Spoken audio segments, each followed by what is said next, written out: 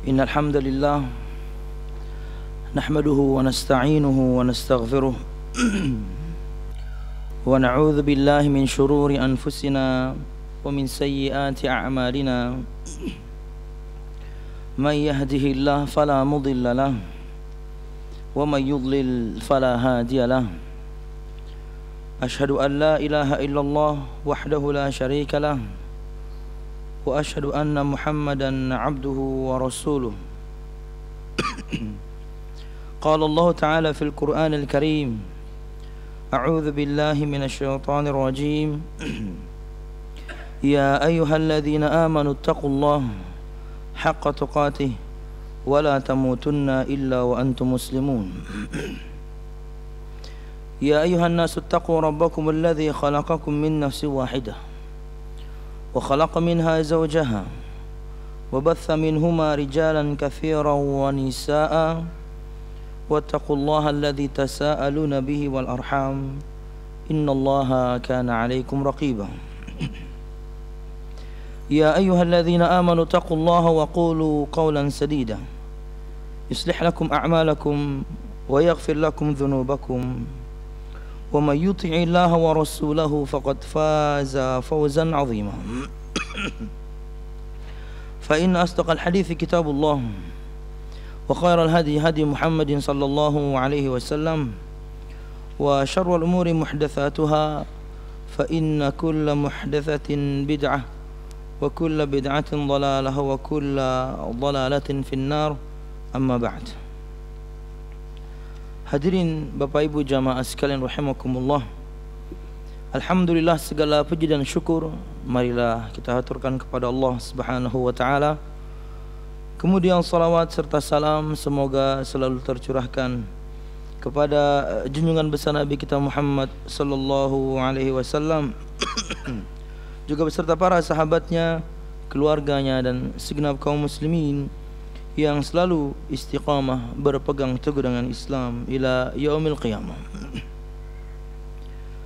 Hadirin Bapak Ibu jamaah sekalian rahimakumullah, melanjutkan pembahasan kita pada kutaib yang berjudul Khudh aqidataka minal kitabi was sunnah as-sahihah. Ambillah akidahmu dari Alkitab Al-Quranul Karim dan juga sunnah Nabi yang sahih.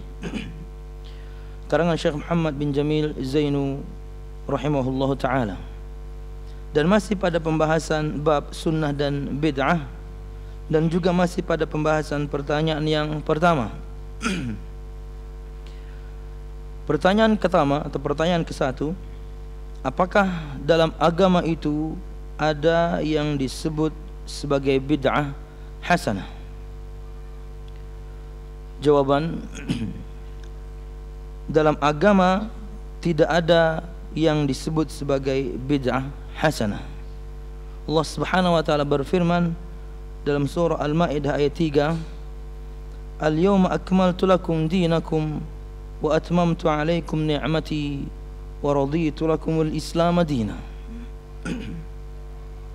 Pada hari ini telah kusempurnakan untuk kamu agamamu dan telah kucukupkan kepadamu nikmatku dan telah kuridai Islam itu jadi agama bagimu.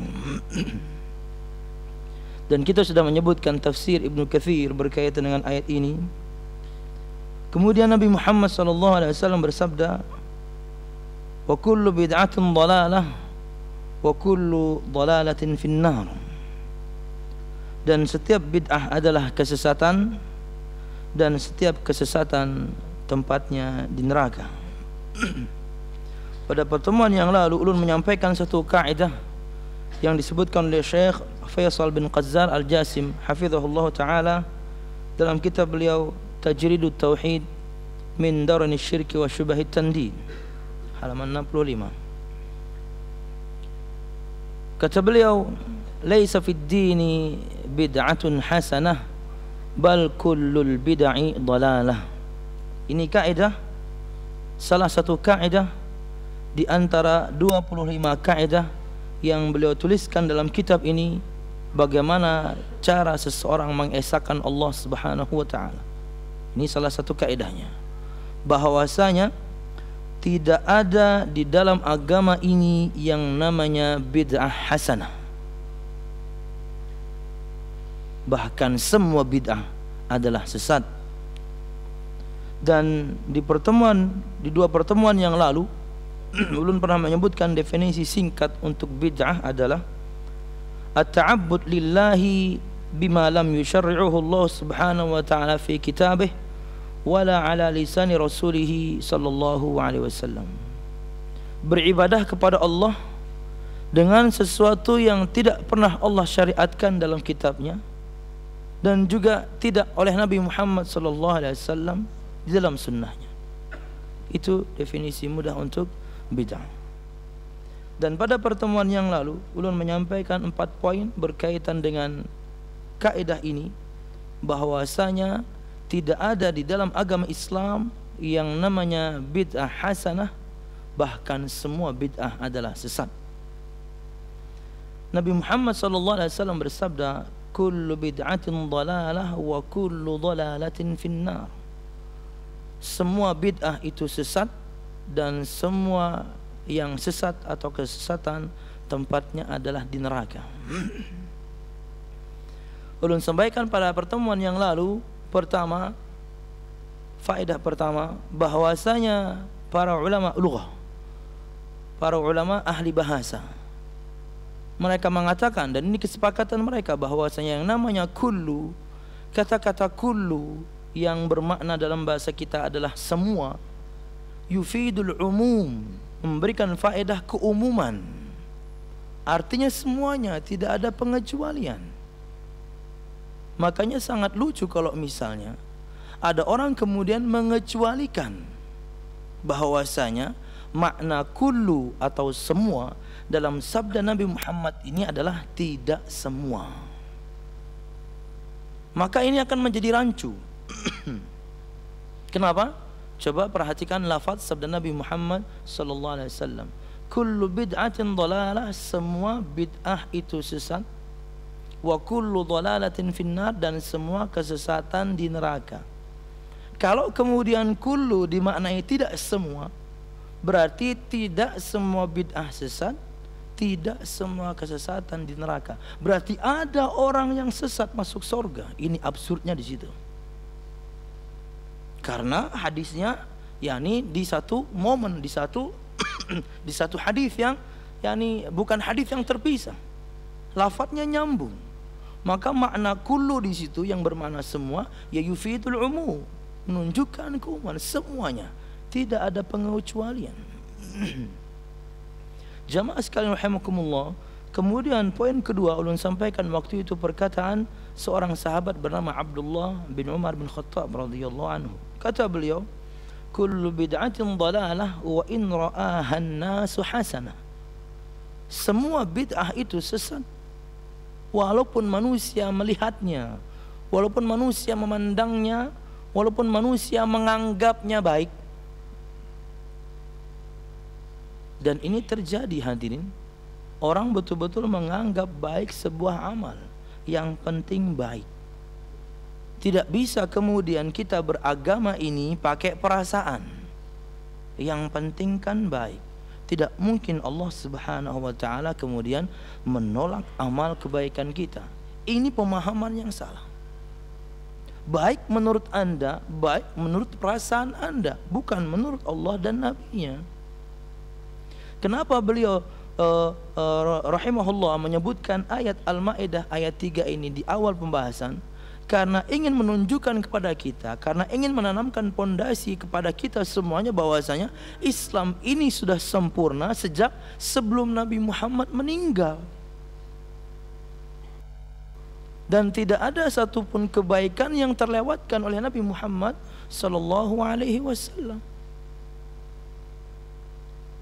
Jamaah sekalian rahimakumullah. Kemudian waktu itu ulun menyebutkan perkataan Imam Malik bin Anas rahimahullah. Kata beliau, man ahdatha fi hadhil ummah al-yawm syai'an lam yakun alaihi salafuha faqad za'ama anna Rasulullah sallallahu alaihi wasallam khana ar-risalah.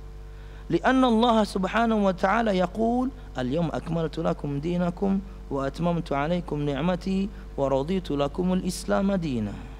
Fama lam yakun yawma idzin dina la yakun al-yawma dina. Kata beliau rahimahullah, barang siapa yang mengada-ada di kalangan umat ini sesuatu yang tidak pernah dilakukan, yang tidak pernah ada di zaman para salafus saleh, para sahabat gak pernah melakukan, maka orang tersebut telah meyakini, menyatakan, menuduh bahwasanya Nabi Muhammad SAW telah mengkhianati risalah. Keras perkataan beliau rahimahullah. Yang mengada-ngada di umat ini sekarang, ibadah itu para sahabat tidak pernah melakukan, seakan-akan mereka mengatakan Nabi Muhammad telah mengkhianati risalah. Berarti Nabi Muhammad belum ajarkan syariat yang satu ini. Ini kurang ajar. Tidak layak kemudian dikatakan kepada Nabi Muhammad sallallahu alaihi wasallam. Karena Allah Subhanahu wa taala berfirman dalam surah Al-Maidah ayat 3, hari ini aku sempurnakan untuk kalian agama kalian, aku cukupkan untuk kalian nikmatku, dan aku ridha Islam sebagai agama kalian. Kata beliau menutup, fama lam yakun yawma idzin dina, maka segala sesuatu yang di hari itu, di zaman itu, di zaman para sahabat, lam yakun dina, bukan bagian dari agama, maka hari ini pun bukan bagian dari agama Allah Subhanahu wa ta'ala. Dan ulun sampaikan detail waktu itu kaidah yang lain di pengajian Ar-Rahmat, bahwasanya para sahabat, yakni semua yang bukan ibadah di zaman para sahabat, maka hari ini juga bukan ibadah kepada Allah Subhanahu wa ta'ala. Karena para sahabat orang-orang yang paling tebal imannya, orang yang paling cepat, orang yang paling dulu untuk melakukan kebaikan. Dan Nabi Muhammad SAW telah menyempurnakan agama Islam ini, penyampaiannya kepada mereka. Tidak ada satupun kebaikan yang terlewat oleh para sahabat Nabi Muhammad ridwanullah alaihim jami'an. Semua amal saleh yang Allah cintai, yang dengannya seseorang bisa mendekatkan diri kepada Allah, para sahabat sudah melakukannya. Makanya tidak pernah akan ada satu umat yang datang setelah zaman para sahabat Nabi Muhammad kemudian mereka bisa mengalahkan para sahabat Nabi Muhammad ridwanullahi alaihim jami'an. Maka kalau misalnya ada yang menyangka, ada yang mengira bahwasanya amalan tertentu ini ibadah kepada Allah, tak taunya para sahabat tidak pernah melakukan, yakinlah bahwa itu perkara mengada-ngada. Simple. Karena mereka tidak terlewat oleh mereka sedikit pun kebaikan dari Nabi Muhammad sallallahu alaihi wasallam. Yang terakhir waktu itu ulun sampaikan perkataan Imam Muhammad bin Idris, Imam Syafi'i. Kata beliau, man istahsana faqad syarra'a. Barang siapa yang menganggap baik sebuah amalan, maka berarti dia telah menentukan syariat, dia telah membuat syariat. Yang ngomong Imam Syafi'i, imam yang diklaim oleh semua orang Indonesia, dia imamnya orang Indonesia. Maka kalau anda memang pengikut mazhab Imam Syafi'i, perhatikan perkataan beliau. Bahkan beliau pernah mengatakan, yakni dan disebutkan oleh Imam Ibnu Qayyim Al-Jauziyah,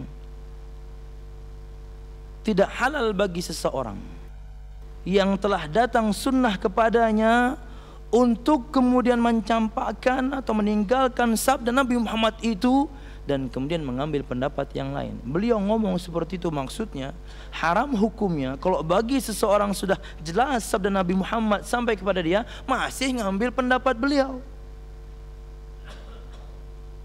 Artinya kalau sudah ada sabda Nabi Muhammad, tinggalkan perkataan siapapun. Itu yang saya sampaikan pada pertemuan yang lalu. Kemudian tambahan pada kesempatan malam hari ini, poin kelima, perkataan Imam Al-Hafidh Ibnu Rajab Al-Hambali.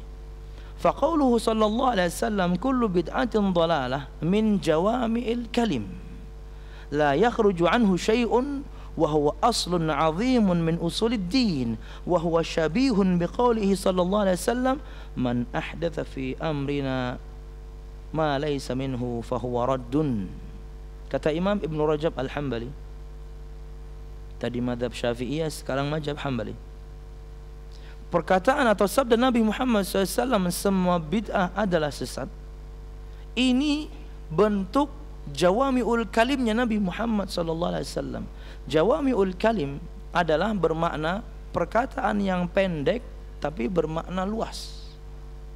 Dan itu kelebihan Nabi Muhammad SAW. Beliau berbicara sedikit, kemudian maknanya itu luas. Makanya kita sangat perlu sekali keterangan dari para sahabat tentang sabda Nabi Muhammad SAW. Tadi pagi atau enggak kemarin pagi ya, ada jamaah kita, mungkin salah seorang di antara pian, dia mengatakan bahwasanya, Ustadz, apakah hadis man sanna sunnatan hasanah falahu ajruha wa ajru man amila biha min ghairi ayyan yanqusa min ujurihim syai', dalam riwayat lain ila yaumil qiyamah, hadis riwayat Imam Muslim. Apakah hadis ini sahih, Ustaz? Sahih, saya bilang. Itu riwayat Nabi Muhammad, dikeluarkan oleh Imam Muslim.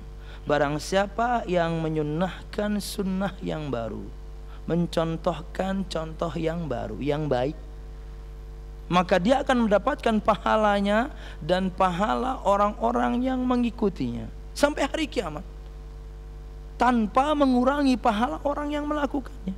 Semuanya mendapatkan pahala sempurna.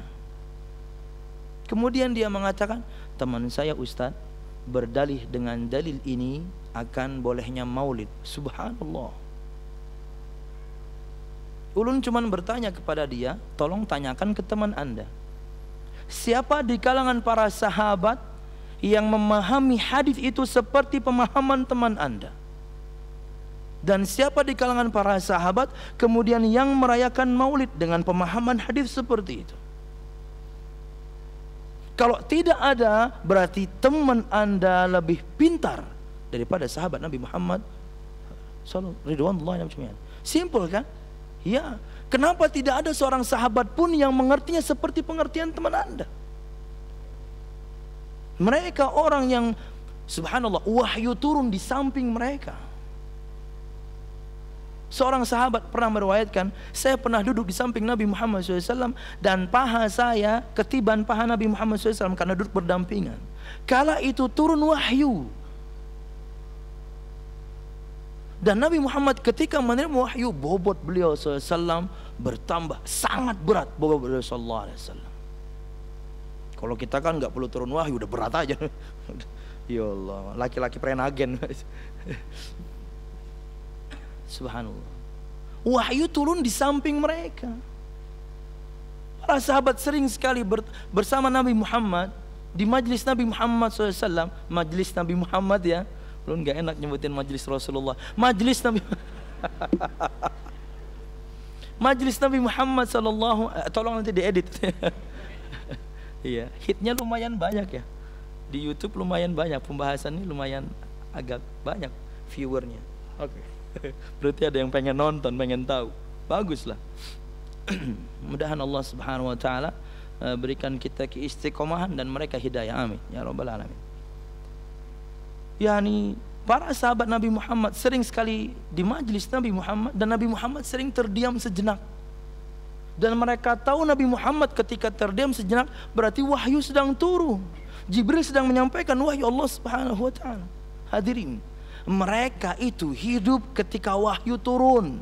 Kenapa tidak ada seorang pun dari kalangan para sahabat yang pengertiannya, yang pemahamannya sama seperti pemahaman teman anda? Kata ikhwah tadi, iya jualah, iya, ajak mereka berpikir. Nggak perlu debat panjang-panjang, ajak mereka berpikir. Siapa di kalangan para sahabat yang memahami hadis itu sama seperti pemahaman anda? Kalau misalnya tidak ada, berarti anda lebih hebat daripada seorang sahabat. Kenapa? Anda ngerti, mereka nggak ngerti. Dan itu tidak mungkin, hadirin. Itu tidak mungkin. Jamaah sekalian rahimakumullah, berkaitan dengan hadis itu, hadis yang sama sebenarnya adalah hadis yang menjadi landasan orang-orang mengatakan bahwasanya di dalam Islam ini ada yang namanya bid'ah hasanah dengan hadis tadi. Oke. Kita akan sebutkan perkataan Syekh Muhammad bin Shalih Al-Utsaimin, 3 poin dari beliau untuk menjawab syubhat seperti ini. Man sanna fil islami sunnatan hasanah. Barang siapa yang menyunnahkan di dalam Islam sunnah yang baik, maka dia akan mendapatkan pahalanya dan pahala orang-orang yang mengikutinya ila yaumil qiyamah, sampai hari kiamat. Kata mereka, hadis ini adalah hadis yang menunjukkan bahwasanya di dalam syariat Islam ada yang namanya bid'ah hasanah. Subhanallah. Perhatikan perkataan Syekh Muhammad bin Shalih Al-Utsaimin. Ulun rangkum saja, tidak ulun sebutkan yakni per lafaz karena panjang. Orang yang mengatakan hadis ini lewat Imam Muslim ya, sahih, tidak perlu diragukan. Orang yang mengatakan man sanna sunnatan hasanah ini adalah orang yang sama yang mengatakan kullu bid'atin dhalalah. Siapa dia? Rasulullah sallallahu alaihi wasallam. Dan tidak mungkin kemudian keluar dari mulut Nabi Muhammad sallallahu alaihi wasallam sabda beliau bertentangan dengan sabda beliau yang lain. Itu nggak mungkin. Sama juga tidak mungkinnya ada firman Allah bertentangan dengan sabda beliau. Kenapa?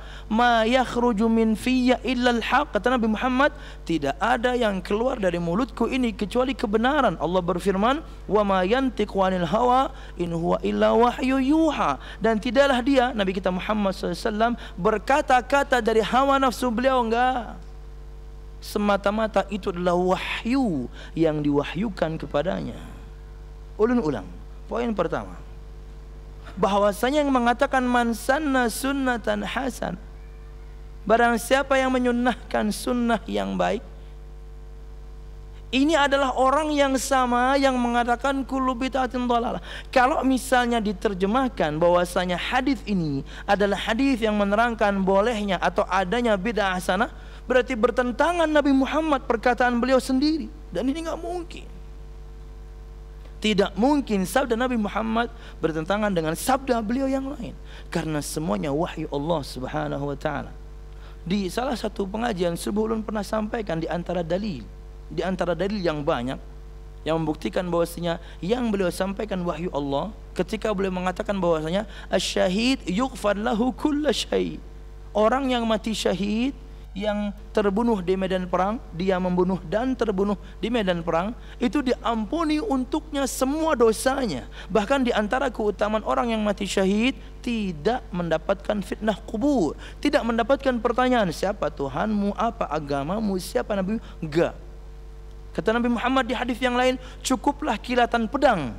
Maksudnya bukti iman dia itu cukuplah kilatan pedang dia ketika dia berperang di jalan Allah, enggak perlu lagi ditanya siapa Tuhanmu, lawang dia mati untuk Allah.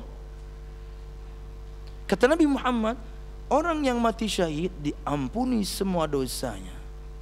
Kemudian ada jeda sakta. Nabi Muhammad kemudian bersabda, kecuali dia punya hutang. Barusan Jibril ngasih tahu saya. Tambahan itu datang seketika kepada beliau SAW, dalil bahwasanya yang beliau sabdakan semuanya firman Allah, kecuali kalau dia punya utang. Jibril barusan ngasih tahu saya. Masya Allah. Jadi tidak mungkin kemudian hadis itu maknanya adalah bahwasanya di dalam Islam ini ada bid'ah hasanah. Kenapa? Yang ngomong hadis itu sama dengan yang mengatakan kullu bid'atin dhalalah.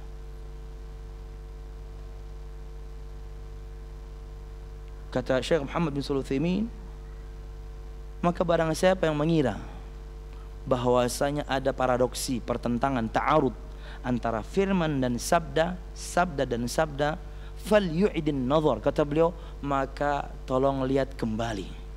Jangan-jangan Anda pemahamannya kurang. Ya, qusurun fil fahm, kata beliau. Jangan-jangan pemahaman Anda kurang. Kenapa? Karena dua hal ini tidak mungkin bertentangan, karena semuanya dari Allah Subhanahu wa ta'ala. Dua, makna sanna di dalam hadis tersebut bisa bermakna ahya sunnatan kanat mawjudah fa'adimat thumma ahyaha. Makna menyunnahkan sunnah yang baik di dalam Islam itu diantara maknanya menghidupkan sunnah yang dulunya ada, kemudian hilang, kemudian dia hidupkan kembali. Pak, sunnah mengucapkan salam saja ini sudah mulai meredup, Pak. Bahkan mungkin kewajibannya, kalau kita bisa katakan kewajiban bagi yang menjawab. Nabi perintahkan afshus salam bainakum. Kata beliau, maukah kalian aku beritakan satu amalan, jika kalian lakukan kalian pasti saling cinta? Mau ya Rasul. Apa ya Rasul? Sebarkan salam di antara kalian. Dan ini sudah meredup. Kalau ada kemudian sebagian di antara pian menghidupkannya kembali, itu di antara makna sanna sunnatan hasanah. Dia bukan memulai syariat yang baru, enggak. Sudah redup ini. Banyak orang sudah meninggalkannya. Tahu dia muslim tapi kemudian tidak disampaikan salam kepadanya. Walaupun mungkin jaraknya rada jauh, maka tetap ucapkan salam dengan suara yang pelan, tapi tangan Anda mengisyaratkan Anda sedang mengucapkan Assalamualaikum. Dia mungkin lihat. Dan Nabi Muhammad ajarkan adab. Liyusallim as-saghiru 'alal kabir war-rakibu 'alal mashi wal qalilu 'alal katsir. Indahnya agama Islam sampai cara menyampaikan salam, atau detailnya agama Islam sampai cara menyampaikan salam, adab menyampaikan salam Nabi ajarkan.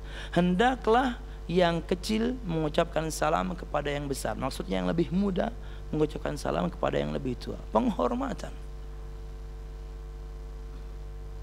Warrakibu 'alal mashi, dan yang sedang berkendaraan di atas sepeda motor, mobil, dia yang mengucapkan salam kepada orang yang sedang berjalan kaki. Wal qalilu 'alal katsir, dan yang jumlahnya sedikit kepada yang jumlahnya banyak. Pian mungkin berjalanan bertiga berpapasan dengan kaum muslimin, mereka jumlahnya 5. Pian yang sedikit ini yang memulai untuk mengucapkan salam. Dulu akan masuk nanti kepada contoh hadis Umar bin Khattab yang juga dalil landasan mereka ketika mereka mengatakan bahwasanya di dalam Islam ini ada bid'ah hasanah. Dan ini juga di antara pemahaman kita bahwasanya yang dilakukan Umar adalah menghidupkan sunnah, bukan memulai atau mensyariatkan sunnah yang baru. 3, kita perlu cross check sababul wurud. Kita perlu tahu sebab keluarnya hadis ini. Kenapa Nabi Muhammad sampai bersabda seperti ini? Belum sebutkan saja riwayatnya. Dan ini cerita ini tentunya rangkuman Syekh Muhammad bin Shalih Al-Utsaimin. Qissatul nafar alladhi wafadu ila an-nabiy sallallahu alaihi wasallam fakanu fi halatin shadidatin min ad-dhiq fada'a an-nabiy sallallahu alaihi wasallam ila at-tabarru'i lahum faja'a rajulun min al-ansar biyadihi surratun min fiddah kanat tathqilu yaduhu فوضعها بين يدي رسول الله صلى الله عليه وسلم فجعل وجه النبي صلى الله عليه وسلم يعني يتهلل من الفرح والسرور وقال من سن سنة حسنة فعليه أجرها وأجر من عمل بها من غير أن ينقص من أجورهم شيء إلى يوم القيامة فيكون معنى سن أي سن العمل تنفيذا walaisal amala tashri'an. Sebuah cerita ketika itu ada utusan kaum muslimin dari negeri tertentu datang kepada Nabi Muhammad SAW, dan mereka ketika datang betul-betul dalam keadaan yang sangat sempit. Artinya terlihat mereka kurang makan, terlihat bagaimana compang-campingnya baju mereka, kusut kumelnya mereka, berdebunya rambut mereka, pokoknya menyedihkan keadaannya. Akhirnya Nabi Muhammad SAW menyuruh para sahabatnya untuk melakukan tabarru', sedekah, infak. Tak taunya ketika Nabi Muhammad SAW menyeru seperti itu, langsung seorang laki-laki dari kalangan Ansar membawa satu kantung berisi perak, dan dia keberatan membawa perak itu. saking banyaknya yang dia bawa. Ketika kemudian diletakkan di depan Nabi Muhammad SAW, disebutkan dalam riwayatnya, kemudian wajah Nabi Muhammad yatahallalu minal farahi was surur. Wajah Nabi Muhammad bagaikan rembulan, indah. Kenapa? Karena beliau senang, karena beliau sangat gembira. Kenapa? Barusan saya ngomong sudah ada yang merespon. Makanya ketika beliau dalam keadaan senang seperti itu, sabda ini keluar. Barang siapa yang menyunnahkan di dalam Islam sunnah yang baik, maka dia akan mendapatkan pahalanya dan pahala orang-orang yang mengikutinya tanpa mengulangi pahala orang yang mengikuti, dan itu sampai hari kiamat.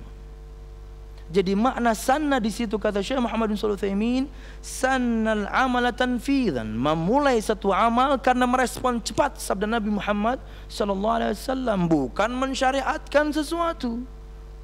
Dan jelas perkataan Imam Nawawi, karena ini riwayat Imam Muslim, kata beliau, fi ghairi syariah, yang dimaksudkan dengan sanna, menyunnahkan sunnah, itu di luar perkara syariat. Dan berinfak Nabi Muhammad sudah syariatkan sebelumnya. Jadi sahabat ini, dia bukan memulai syariat yang baru, dia merespon cepat sabda Nabi Muhammad sallallahu alaihi wasallam. Wallahu a'lam bissawab. Kemudian poin yang itu tadi perkataan Ibnu Rajab. Kata beliau, belum ulang perkataan Imam Ibnu Rajab, sabda Nabi Muhammad SAW, kullu bid'atin dhalalah min jawami'il kalim. Semua bid'ah itu sesat adalah contoh jawami'ul kalimnya Nabi Muhammad. Apa itu? Ngomong sedikit maknanya luas. La yakhruju anhu syai', tidak ada makna yang keluar dari makna sabda Nabi Muhammad SAW. Dan ingat ya, yang mengatakan ini adalah seorang nabi yang paling fasih, adalah seorang nabi yang paling peduli untuk menasihati umatnya. Tidak mungkin beliau mengatakan kata-kata ini kemudian beliau nggak ngerti yang beliau sampaikan. Orang yang mengatakan bahwasanya makna kullu di situ adalah sebagian, Anda lebih ngerti dibandingkan Nabi Muhammad. Iya kan? Begitu saja. Yang mengatakan ini makhluk paling mulia, makhluk yang paling fasih kalau ngomong, dan makhluk yang paling peduli untuk menasihati umatnya. Dan pasti beliau mengerti apa yang beliau sampaikan. Kenapa kok kemudian Anda menafsirkan tidak semua bid'ah itu sesat? Anda berarti lebih pintar daripada Nabi Muhammad sallallahu alaihi wasallam. Padahal kalau sudah berkaitan dengan syariat Islam, kepintaran Anda jauhkan dulu. Ya, campakkan dulu. Terkadang ya orang-orang yang begini ya, secara tidak langsung dia mengatakan Nabi Muhammad nggak ngerti. Mungkin waktu kecil dia tidak imunisasi campak. Gak ada hubungannya. Selesai dulu.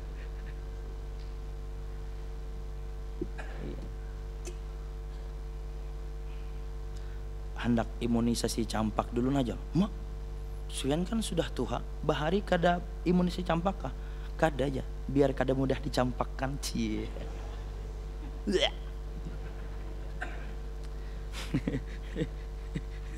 Status anak alay.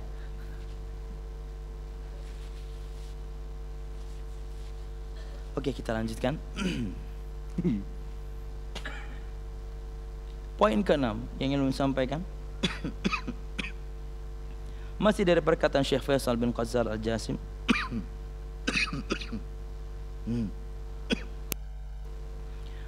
Fakulu man ahdatha syai'an wa nasabahu ila ad-din wa lam yakun lahu aslun min ad-din yurja'u ilayhi fahuwa dhalalatun wad-dinu bari'um minhu.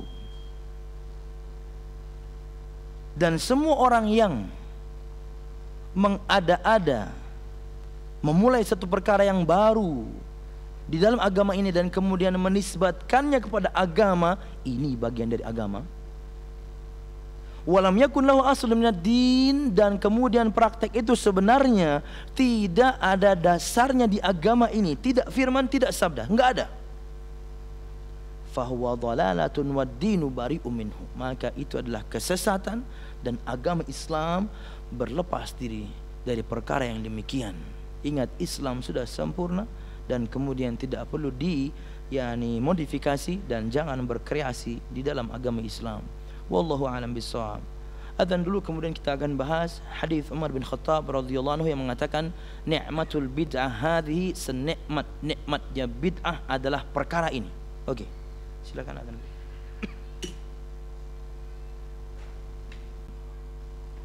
Alhamdulillah wassalatu wassalamu ala Rasulillah wa ba'd.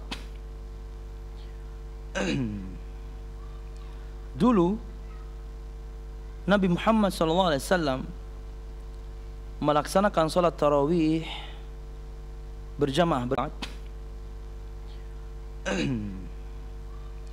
Dulu Nabi Muhammad SAW melaksanakan salat tarawih berjamaah bersama kaum muslimin. Di hari kedua, ketika beliau salat berjamaah, salat tarawih bersama kaum muslimin, yang hadir tambah banyak. Di hari ketiga atau keempat, disebutkan oleh para perawi, Nabi Muhammad kemudian malah tidak keluar dari rumahnya untuk mengimami kaum muslimin.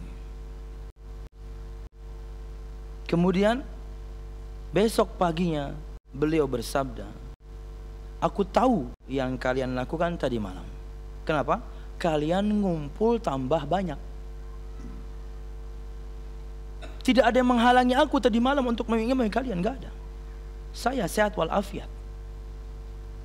Tidak ada halangan. Kecuali aku takut nanti salat ini akan diwajibkan atas kalian dan kalian enggak mampu." Kenapa hadirin? Wahyu masih turun. Syariat belum sempurna. Makanya beliau stop di hari kedua atau ketiga. Di hari berikutnya beliau enggak hadir untuk mengimami kaum muslimin. Kenapa? Takut nanti ini akan diwajibkan. Salat tarawih berjamaah. Oke. Meninggal beliau sallallahu alaihi wasallam. Di zaman Abu Bakar As-Siddiq tidak ada salat tarawih berjamaah. Meninggal Abu Bakar As-Siddiq. Di zaman Umar bin Khattab, orang salat kemudian terpisah-pisah. Ada yang salat sendirian, ada kemudian yang salat berduaan, ada yang kemudian salat kemudian ada makmumnya beberapa orang, terpisah-pisah di masjid sendiri-sendiri. Kemudian Umar bin Khattab radhiyallahu anhu dengan pendapat dia dan pemahaman dia yang pasti benar, beliau kumpulkan kaum muslimin untuk salat berjamaah bersama dengan satu imam, Ubay bin Ka'ab. Dan beliau mengatakan ni'matul bid'ah hadhihi, senikmat-nikmat bid'ah adalah perkara ini. Nah, cerita inilah kemudian yang menjadi landasan sebagian orang yang mengatakan bahwasanya dalam agama ini ada bid'ah hasanah, yaitu perkataan Umar bin Khattab radhiyallahu anhu. Kita pecah satu-satu ya. Oke. Ada beberapa poin yang disampaikan oleh Syekh Muhammad bin Shalih Al-Utsaimin, belum catat 10 di sini. Pertama,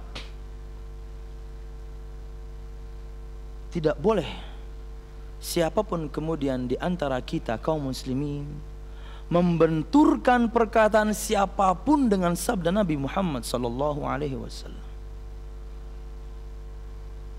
Nabi Muhammad sudah mengatakan semua bid'ah itu sesat. Kemudian Anda benturkan sabda itu dengan sahabatnya. Ini tidak patut. Ini tidak layak. Dan ini contoh tertinggi ya. Perkataan siapapun yang menyalahi sabda Nabi Muhammad SAW, maka kita tidak terima. Kita belum bahas ya benar atau tidaknya perkataan Umar bin Khattab. Yang dia maksudkan adalah bid'ah memulai perkara yang baru. Kita belum bahas, karena itu sangat tidak mungkin dilakukan oleh Umar bin Khattab. Tapi riwayatnya sahih, dikeluarkan oleh Bukhari dan Muslim. Ulun ulang, poin pertama, haram hukumnya, tidak layak, tidak patut seorang muslim membenturkan sabda Nabi Muhammad SAW dengan perkataan seseorang, sekalipun dia adalah para sahabat yang paling tinggi derajatnya, Umar bin Khattab, bahkan mungkin Abu Bakar As-Siddiq. Dalam satu riwayat disebutkan oleh Ibnu Abbas radhiyallahu anhu. Singkat cerita, Ibnu Abbas radhiyallahu anhu kala itu memerintahkan kaum muslimin untuk haji yang jenisnya tamattu'. Haji itu ada 3 jenis. Satu, tamattu'. Haji tamattu' adalah orang itu melaksanakan umrah dulu di bulan-bulan haji, ya. Kemudian Syawal, Dzulqa'dah, Dzulhijjah, itu bulan haji. Dia melaksanakan umrah dulu di bulan haji, kemudian nanti dia tahallul, kemudian nanti dia baru naik haji, dimulai dari tanggal yakni 8 berakhir di 13. Itu tamattu'. Umrah dulu baru haji. Oke? Ada jenis kedua namanya haji qiran, penggabungan antara umrah dan haji sekaligus. Tapi ini akan susah dipraktekkan oleh kaum muslimin yang di luar Saudi. Kenapa? Karena di antara syariatnya adalah membawa sembelihan dari negeri masing-masing. Susah. Bawa ayam aja susah, ya kan? Yang sukses bawa ayam dari Amerika ke Indonesia cuman Dono. Sorry. Bawa binatang itu susah. Subuh-subuh kan ayamnya kok kuruyuk. Apian nonton lah itu, apian nonton. Yang sangat absurd itu filmnya.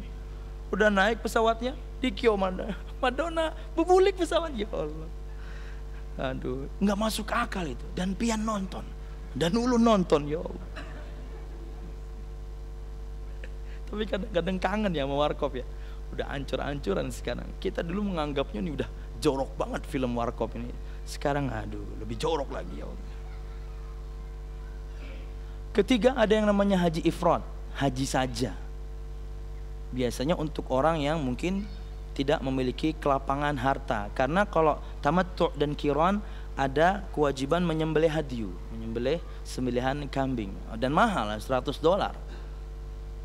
Orang yang mungkin nggak punya uang segitu, mereka cuman haji ifrad saja, haji saja. Nah, biasanya hajinya anak kampus. Mereka cuma, dan itu biasanya dilakukan ya peparak harinya aja. Tolak tanggal 6kah, tolak tanggal 7kah, karena sampai Mekah sudah mulai ibadah haji tanggal 8, berakhir di 13.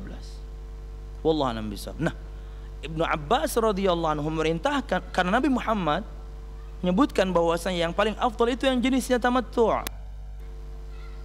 Umrah dulu, tahallul, pakai baju bebas, baru nanti naik haji lagi di waktu yang ditentukan. Ibnu Abbas menyampaikan kepada manusia kala itu bahwasanya yang paling afdal itu tamattu'. Tak taunya ada orang yang kemudian mengatakan bahwasanya, wahai Ibnu Abbas, Abu Bakar dan Umar itu melarang haji tamattu' dengan alasan tertentu. Wallahu a'lam bishawab. Disebutkan dalam riwayat Imam Baihaqi bahwasanya Abu Bakar dan Umar melarang haji tamattu'. Keluarlah perkataan beliau berikut. Kata Ibnu Abbas radhiyallahu anhu, yushiku an tanzila alaikum hijaratun minas sama.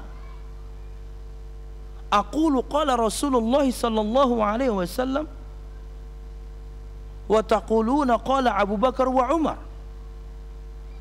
Hampir saja akan jatuh bebatuan dari langit Allah Subhanahu wa taala di atas kalian sebagai azab.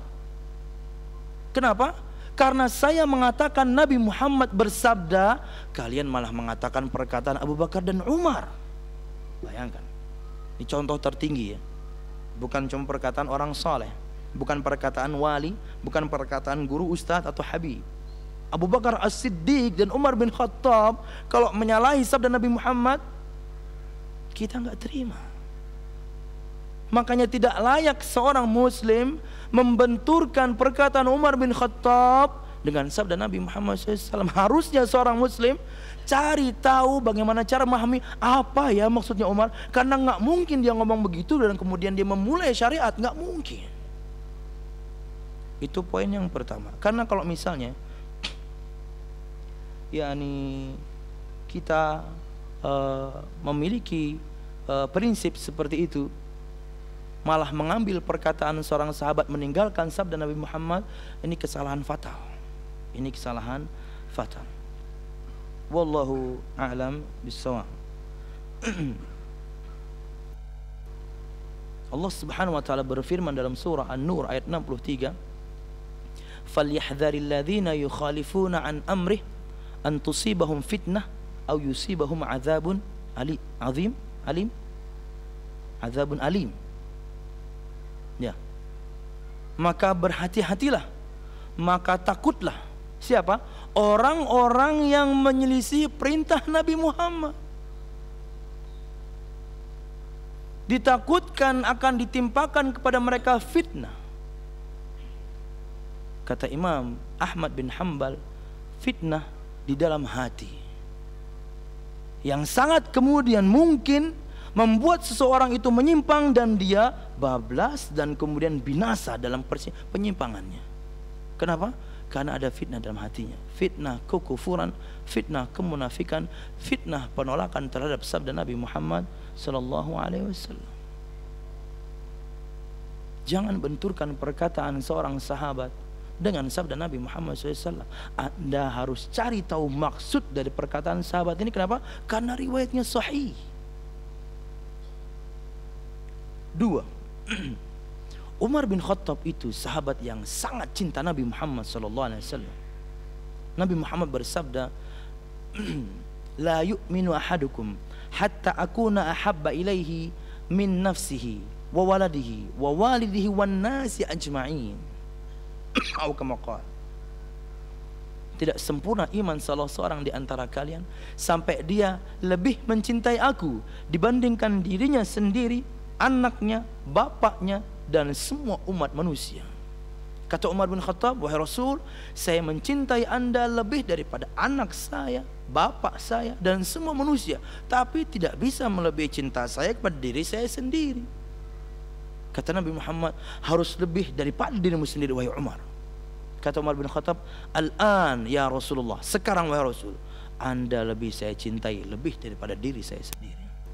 Yang ingin ulun sampaikan, yang disampaikan oleh Syekh Muhammad bin Shalih Al-Utsaimin, Umar bin Khattab orang yang paling cinta Nabi Muhammad sallallahu alaihi wasallam. Tidak mungkin Umar bin Khattab radhiyallahu anhu ketika mengatakan nikmatul bid'ah hadhihi, senikmat-nikmat bid'ah itu adalah ini, adalah bahwasanya beliau membuat syariat yang baru dan menyalahi sabda Nabi Muhammad, semua bid'ah itu sesat.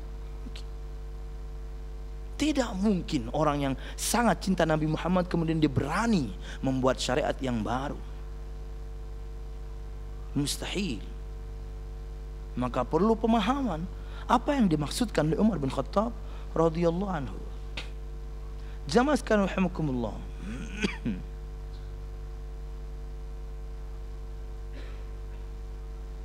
Umar bin Khattab radhiyallahu anhu, ini poin ketiga ya. Ketika mengatakan ni'matul bid'ah hadhihi, beliau ingin atau hanya ingin mengisyaratkan kepada praktek beliau mengumpulkan kaum muslimin yang tadinya terpecah-pecah salat tarawih kepada salat tarawih berjamaah dengan satu imam. Kenapa? Karena ini di zaman Abu Bakar As-Siddiq nggak ada. Perkara ini di zaman Abu Bakar As-Siddiq gak ada. Tapi ingat, Umar bin Khattab bukan memulai sunnah yang baru. Kenapa? Salat tarawih berjamaah sunnahnya sudah ada di kapan? Di zaman Nabi Muhammad. Kala itu beliau tinggalkan. Kenapa? Karena beliau takut bahwasanya salat ini akan diwajibkan. Umar bin Khattab sangat mengerti sekali, sekarang gak bakal wajib. Perhatikan, Umar bin Khattab radhiyallahu anhu ketika mengatakan senikmat-nikmat bid'ah itu adalah ini, beliau mengisyaratkan kepada praktek beliau mengumpulkan kaum muslimin salat tarawih berjamaah dengan satu imam. Kenapa? Di zaman Abu Bakar As-Siddiq ini enggak ada. Makna dari bid'ah yang beliau sampaikan makna secara lughah, makna secara bahasa. Ini baru saya praktekkan. Di zaman Abu Bakar As-Siddiq nggak ada. Tapi ingat, ini bukan syariat yang baru. Kenapa? Di zaman Nabi Muhammad sudah ada. Sudah ada, kemudian hilang karena satu sebab. Kenapa? Wahyu masih turun. Nabi Muhammad takut nanti itu diwajibkan, makanya beliau tinggalkan. orang yang sangat berilmu. Dia tahu sekarang ketika dia kumpulkan kaum muslimin kembali seperti sunnah Nabi Muhammad SAW, salat tarawih berjamaah dengan satu imam, beliau tahu sekali ini nggak bakal wajib. Kenapa? Syariat Islam sudah sempurna sebelum Nabi Muhammad meninggal.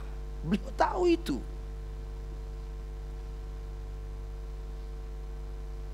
Umar bin Khattab di antara sahabat yang alim, ulama, di antara sahabat yang ilmunya tinggi.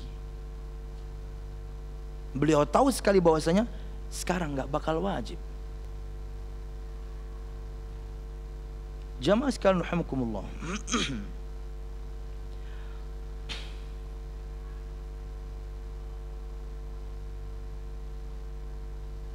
Praktek yang dilakukan Umar bin Khattab radhiyallahu anhu ketika beliau mengatakan senikmat-nikmat bid'ah adalah ini, belum sebutkan tadi, adalah dilihat dari sisi bahasa saja.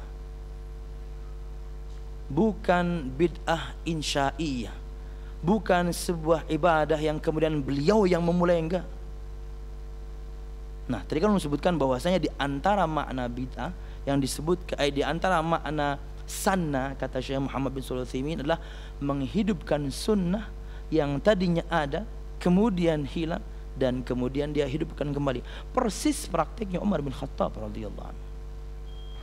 Beliau cuma menghidupkan sunnah yang dulu ada, kemudian Nabi tinggalkan karena sebab. Sesuatu tidak ada di zaman Nabi Muhammad SAW karena banyak sebab.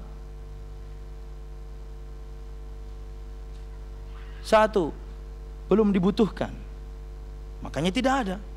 Tidak ada grammar bahasa Arab karena belum dibutuhkan. Kapan ada grammar bahasa Arab? Ada nahu, ada saraf, ada arud, ada qafiyah, ada balaghah, ada cara memotong syair, ilmu-ilmu semua itu di zaman Ali bin Abi Thalib ketika banyak non-Arab masuk Islam dan mereka ingin belajar Arab. Dua, beliau tinggalkan karena takut fitnah. Contohnya yang kita bahas sekarang. Beliau takut bahwasanya kalau ini dilakukan setiap hari, Allah nanti akan mewajibkan, dan beliau tahu umatnya akan kesusahan. Makanya ini perkara sunnah yang sangat dianjurkan. Artinya orang tidak tarawih nggak dosa, cuman merugi dia. Jadi jangan lagi kemudian permasalahkan orang yang sholat tarawih 11 karena Anda melaksanakan 2-3. Jangan kemudian juga salahkan orang yang sholat 2-3 karena Anda melaksanakan 11. Enggak tarawih aja enggak apa-apa. Enggak tarawih enggak apa-apa. Kenapa kemudian Anda menyalah-nyalahkan orang yang kemudian melaksanakan sholat tarawih? Kata Aisyah, Nabi Muhammad baik itu sholat malam di hari biasa atau sholat tarawih di Ramadan itu enggak pernah lebih dari 11. Sunnah. Tapi Nabi Muhammad SAW mengatakan bahwasanya yang namanya sholat malam itu 2 rakaat. Beliau nggak patok. Anda mampu 8 witir 3, Anda mampu 10 witir 1, monggo, nggak ada masalah. Anda mampu 12 witir 1, no problem. Anda mampu tarawih 10 witir 3, no problem. Sebagian sahabat ada yang tarawihnya 13 rakaat. Anda mampu 2-3, silahkan, nggak ada masalah. Karena Nabi Muhammad nggak patok. Praktek beliau nggak pernah lebih dari 11, kata Aisyah. Baik itu malam biasa ataupun ketika tarawih. Ramadan, non Ramadan nggak pernah lebih dari 11. Tapi sabda beliau umum, salat malam itu 2 rakaat. Oh Ustaz, yang namanya tarawih kan nggak terlalu malam. Tarawih salat malam yang dimajukan.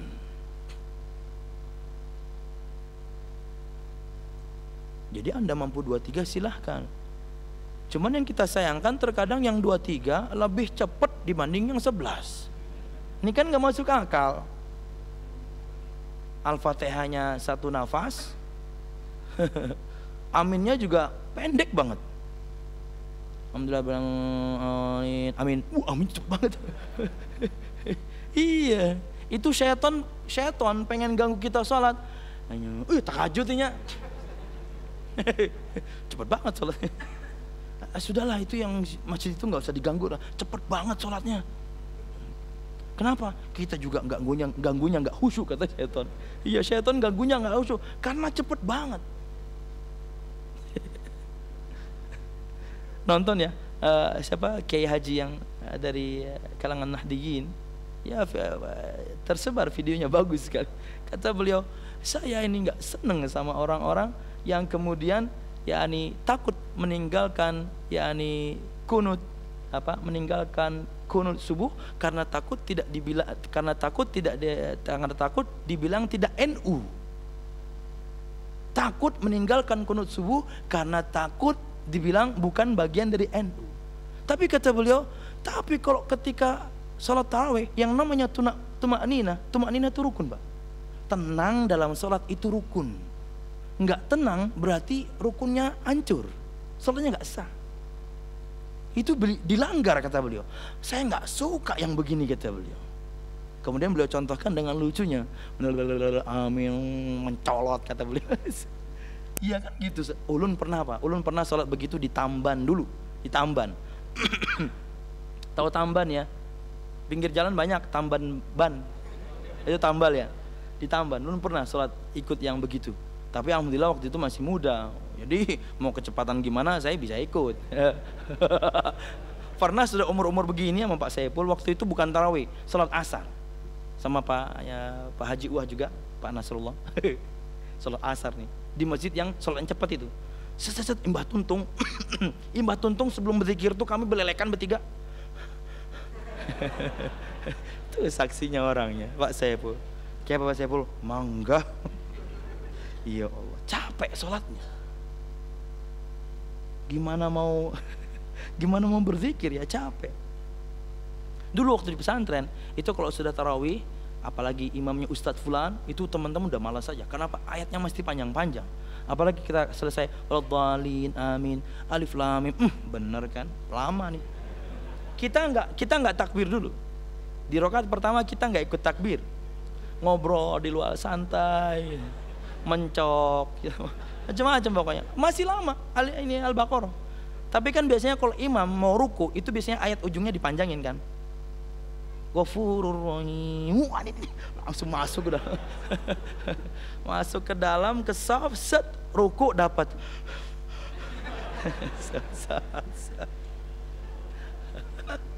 Aduh. Ya pesantren gitu ya, pesantren gitu. Udah ruku, sujud, ketika sujud, pian tahu kan sujud begitu ya standarnya. Ketika sujud itu kaki kita ditarik sama teman dua-duanya, set, tertelungkup tuh.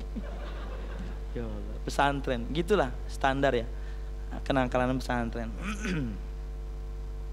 Dulu di pesantren itu WC buat ustadz itu cuma 4. Suatu ketika yang 4 ini macet.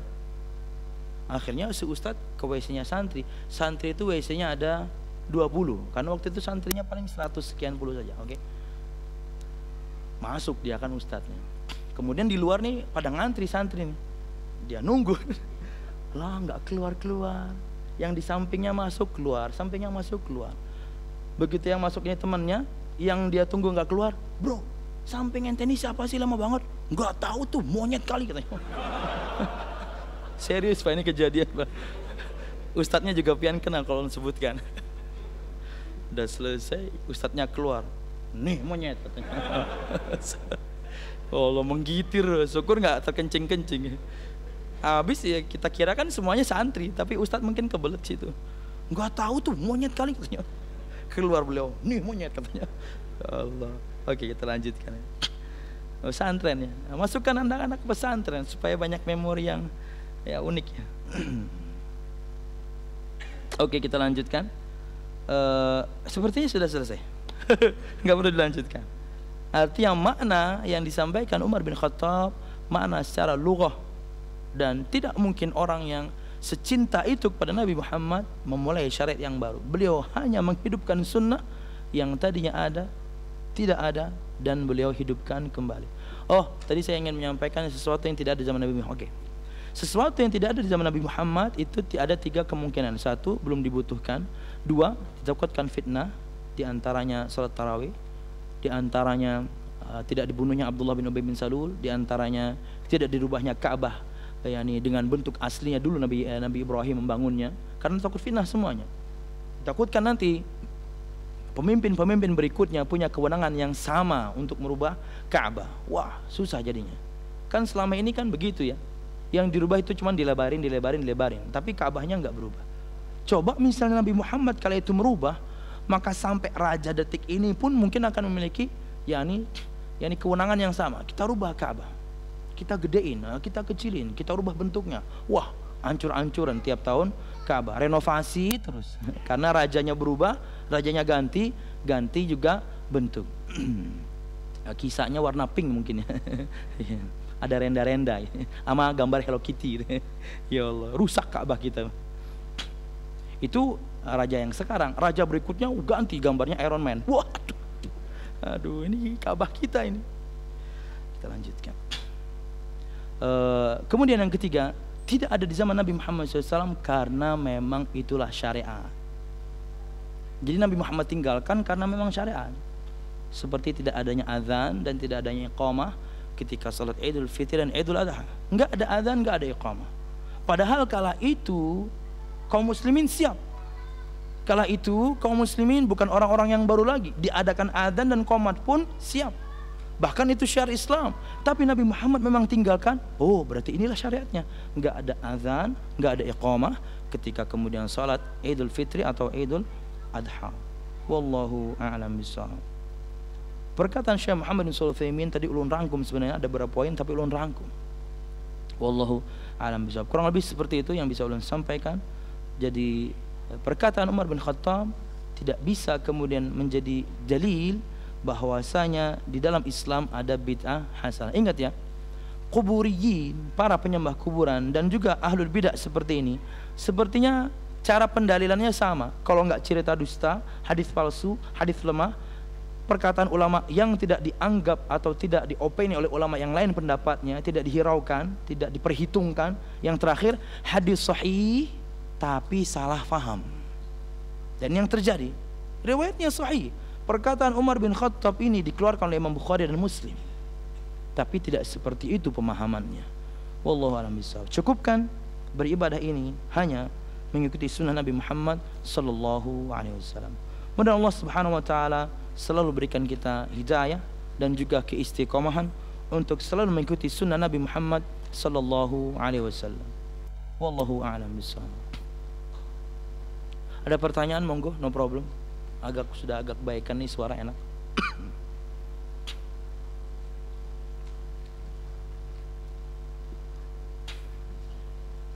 Ibu-ibu ada?